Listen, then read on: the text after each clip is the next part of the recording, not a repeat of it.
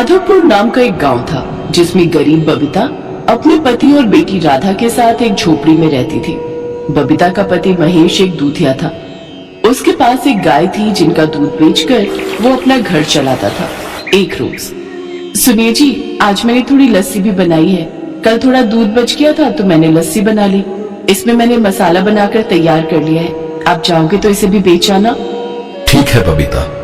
महेश दूध बेचने जाता है, जहाँ साथ में वो बबीता की बनाई हुई लस्सी भी लोगों को लेने के लिए कहता है। उस लस्सी को पीकर तो ग्राहक उस लस्सी के दीवाने हो जाते हैं। महेश भाई, तुम्हारा दूध तो लाजवाब होता ही है, उसमें कोई मिलावट नहीं होती, साथ में लस्सी भी लाजवाब होती है। क्या कमाल का स्वाद है इस लस्सी में।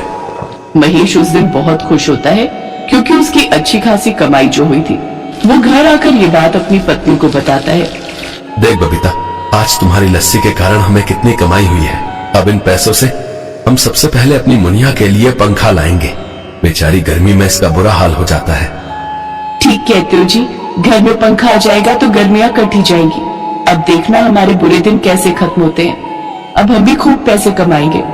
लेकिन कहते हैं ना, भविष्य में क्या होगा इसकी खबर किसी को नहीं होती। ऐसा ही कुछ हुआ बबीता के साथ। अगली सुबह जब वो महेश को उठाने लगी तो, उठिए जी, आज दूध देने नहीं जाना है क्या? सुनिए, उठिए ना। लेकिन महेश इतनी गहरी नींद में सो चुका था जिस नींद से कोई भी जाग ही नहीं सकता। दरअसल रात को सोते सोते महेश को हार्ट अटैक आया था, जिसमें उसकी सोते सोते जान चली गई थी। राधा और बबीता पूरी तरह से गम में डूब गई। लेकिन अभी वो इस गम से उभर भी नहीं पाई थी कि तभी उनकी गाय शन्नू का भी निधन हो जाता है। अब उनके पास कमाई का कोई जरिया नहीं था। अब बबीता के पास कमाई का कोई जरिया नहीं था। वो अपना और राधा का पेट पालने के लिए गांव के सेठ के घर काम करने लगी। एक रोज, माँ, आज मेरी स्कूल की छुट्टी है, तो क्या मैं भी आपके साथ सेठ जी के घर चलूं? यहाँ गर्मी में बैठकर मेरी हालत खराब हो जाती है। इसी बहाने वहाँ चलकर थोड़ी हवा खा लूंगी। अच्छा ठीक है, चल, लेकिन वहाँ चलकर कोई शैतानी मत करना, समझी? नहीं माँ, मैं कोई शैतानी नहीं करूंगी। बबीता राधा को अपने साथ ले गई। अरे राधा, ये लड़की कौन है और इसे यहाँ क्यों ले आई? ये मेरी बेटी है सेठानी जी। आज इसकी स्कूल की छुट्टी है तो घर में अकेले कैसे रहती, इसीलिए अपने साथ ले आई। साथ ही से गर्मी लग रही थी, इसलिए मैंने सोचा कुछ देर यहाँ हवा खा लेगी। क्यों? हमने क्या धर्मशाला खोल रखा है जो यहाँ मुफ्त में एसी की हवा खा लेगी? चल जाओ उधर जमीन पर बैठ, समझी? तभी सेठानी की बेटी साक्षी सेठानी से बोली, माँ, मुझे बहुत प्यास लग रही है, मुझे फ्रिज से कोल्ड ड्रिंक लाकर दो ना। हाय, मेरी बच्ची को गर्मी लग रही है, रुक, मैं अभी तेरे लिए कोल्ड ड्रिंक लेकर आती हूँ। माँ, मुझे भी कोल्ड ड्रिंक पीनी है। चल, मेरी बच्ची के खाने को नजर लगा रही है, चल निकल यहाँ से। और तू सुरभि बेटा, तू अपने कमरे में जाकर बैठ और वहाँ का एसी ऑन कर ले। यहाँ ये गरीब मुफ्त में हवा खाएगी। सेठानी का ये व्यवहार बबीता को बिल्कुल अच्छा नहीं लगा, लेकिन वो रोने के अलावा और कुछ कर भी नहीं सकती थी। रात को भी घर आकर वो अपनी बेटी के साथ हुए बर्ताव के बारे में सोचती रही। सेठ सेठानी मुझे बुरा भला कहते थे, लेकिन आज उन्होंने मेरी छोटी सी बच्ची को भी नहीं छोड़ा। नहीं, मैं अब ऐसी जगह काम नहीं करूंगी जहाँ गरीबों को कुचला जाता हो। लेकिन फिर मैं करूंगी भी क्या?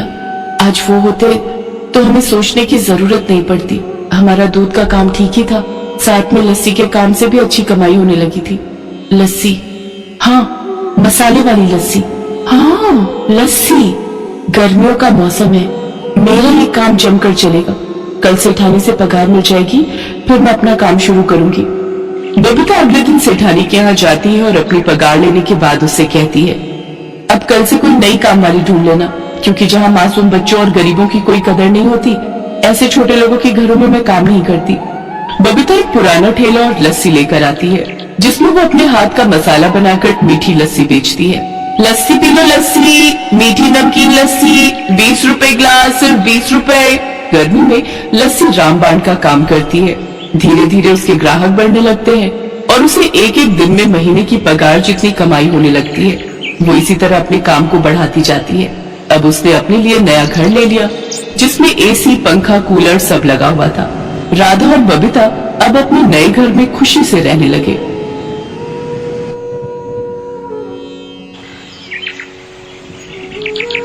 क्या माँ, कम से कम लस्सी तो ठंडी करके पिला देती। और ये कैसी लस्सी है? पूरे ग्लास पानी में 1 चम्मच दही डाल देने से लस्सी नहीं बनती है माँ। अरे चुपचाप पी लेना, ज्यादा चक्कर चक्कर मत कर। ठीक है, तो फिर आप ही पियो अपनी ये बकवास गर्म पानी जैसी लस्सी। अरे अरे बेटा, तू गुस्सा क्यों करता है? जरा ठंडा हो जा बेटा। है? क्या कहा आपने? ठंडा हो जा? अरे कूलर तो बंद पड़ा है हमारे घर में 1947 से।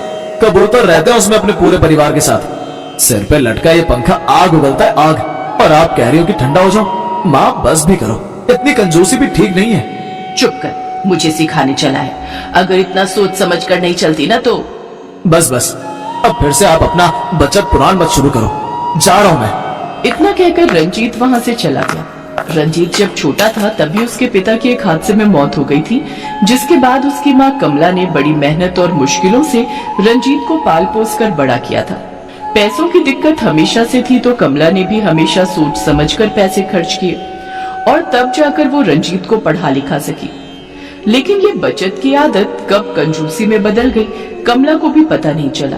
जब तक रंजीत छोटा था तो वो अपनी माँ से कुछ नहीं कह पाता था, लेकिन जब वो बड़ा हुआ और नौकरी करने लगा तब उसे कमला की कंजूसी से चिढ़ होने लगी।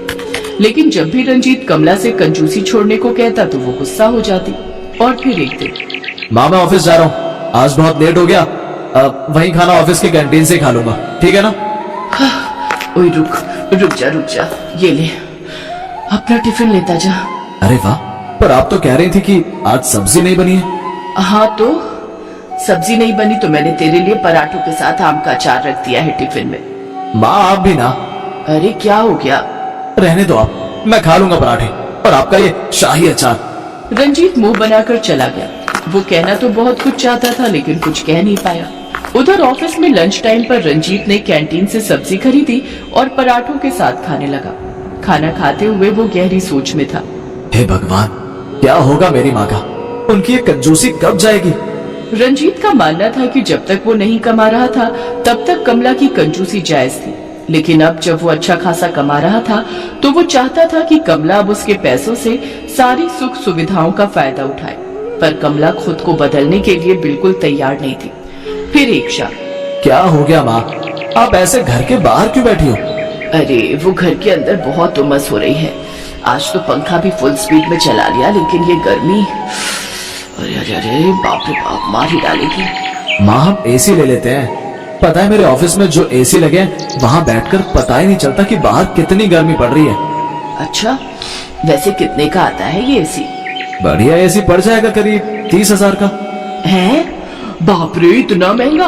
और फिर बिजली भी खाएगा पेट भर कर। अब माँ एसी है तो बिजली भी खाएगा ही। रहने दे बेटा, एक तो इतना महंगा, ऊपर से बिजली का बिल भी बढ़ेगा। पिछले महीने इतनी कम बिजली चलाई फिर भी पूरे 400 का बिल आया, बता। ओफो माँ, आज के टाइम पे 400 रुपए कुछ नहीं होते। अच्छा, 400 रुपए में तेरे वो 4-5 ब्रांडेड कच्छे आ जाएंगे, पता है ना? तो आप ये चाहती हो कि मैं उन्हीं कच्छों को पहनकर सारी गर्मी निकाल दूं? हद है यार माँ।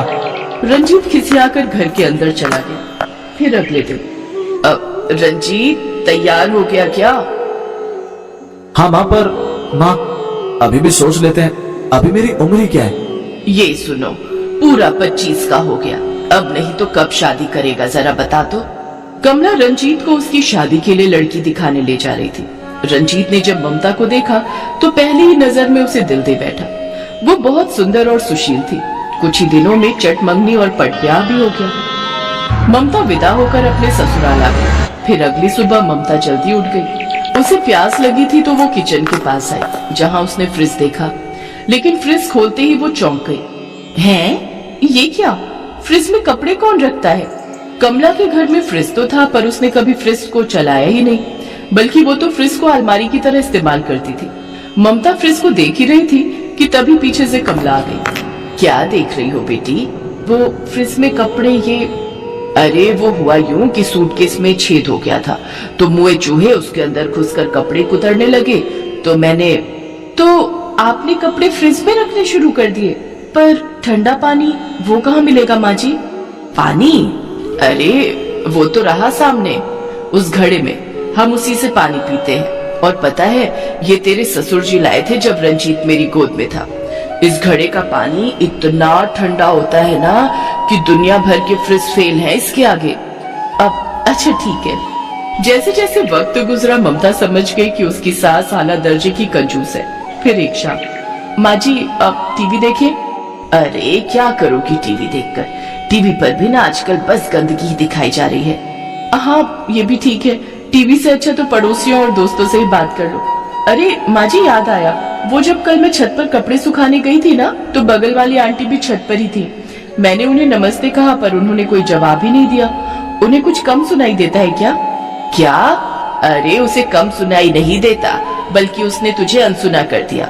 वो कहाँ बात करती है हमसे, मेरी तो कई बार उससे लड़ाई हो गई। कमला की बात ममता को कुछ ठीक नहीं लगी और फिर उसी रात उसने रंजीत से इस बारे में बात।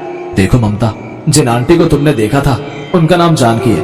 पहले हमारे और उनके बीच में बहुत अच्छे रिश्ते थे, पर माँ की कंजूसी की वजह से रिश्ते खराब हो गए। वो बुरी नहीं है, पर हम उससे बात नहीं करते, इसलिए वो हमसे बात नहीं करती। रंजीत और ममता की शादी को 1 साल बीत गया और गर्मियां फिर लौट आई। इस बार गजब की गर्मी पड़ रही थी।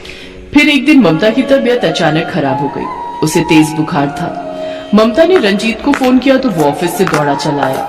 अरे ममता, तुम तो बुरी तरह से तप रही हो, चलो डॉक्टर के पास चलते हैं। अरे तू चिंता क्यों करता है, बस बुखार ही तो है। मैंने खिचड़ी बनाई है इसके लिए, शाम तक ठीक हो जाएगी, तू चिंता मत कर। और ये ले पानी, इसमें पट्टी डालकर इसके सिर पर रख दे, फिर देखना कैसे झट से इसका बुखार उतर जाएगा। रंजीत ने जैसे ही पानी को छूकर देखा तो वो हल्का गर्म था। रंजीत के सब्र का बांध अब टूटने लगा और वो गुस्से से बोला, बस माँ बहुत हो गया, आपने अब तक जो किया सो किया, पर अब और नहीं। आपने तो कंजूसी की हद ही पार कर दी है। आज अगर आपका फ्रिज चलता होता तो कम से कम उसमें से ठंडा पानी तो मिल जाता ममता के सिर पर पट्टी रखने के लिए। अरे तो भड़क क्यों रहा है, जा कल्लू जूस वाले की दुकान से 5 रुपए की बर्फ ले आ, उसमें कौन सी बड़ी बात है। माना की बीवी है तेरी, पर मेरी भी बहू है। अब मैं कोई दुश्मन थोड़ी ही हूँ इसकी। बस भी करो माँ, कितनी कंजूसी दिखाओगी, अब बस बहुत हो गया। तुम तो बदलोगी नहीं, लगता है अब मुझे ही कुछ सोचना पड़ेगा। अब तुम्हारे साथ रहना बड़ा मुश्किल है माँ। गुस्से में रंजीत ने बहुत बड़ी बात बोल दी थी। गुस्से में वो अपनी मोटरसाइकिल की तरफ बढ़ा, पर उसने देखा कि उसकी बाइक पंचर थी। रंजीत ने गुस्से में बाइक पर जोर से लात मारी और रिक्शा लेने के लिए बाहर की तरफ दौड़ा। तभी सामने उसकी पड़ोसन जानकी खड़ी थी। बेटा तू चिंता मत कर, अब मैं रिक्शा लेकर आती हूँ।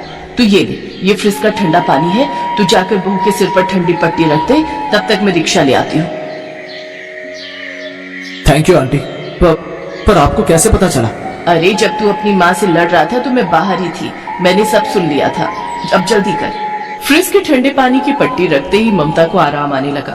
तब तक जानकी भी रिक्शा लेकर आ गई। रंजीत ममता को रिक्शे में बिठाकर डॉक्टर के पास ले गया। उधर कमला ने जानकी के सामने हाथ जोड़ लिए।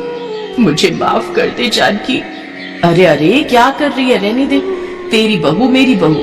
पर कमला अब तू कंजूसी छोड़ दे, वरना बुढ़ापे में बहू के साथ साथ बेटे से भी हाथ धो बैठेगी। सही कह रही हो, मेरी कंजूसी की वजह से रंजीत ने तो सहा ही है, ममता भी बेचारी चुपचाप सहती रही। चल कोई बात नहीं, आज चल तुझे चाय पिलाओ। नहीं मैं कल आऊंगी, अभी मुझे फ्रिज साफ करना है। फ्रिज से वो काम लेना है जिसके लिए वो बना हुआ है।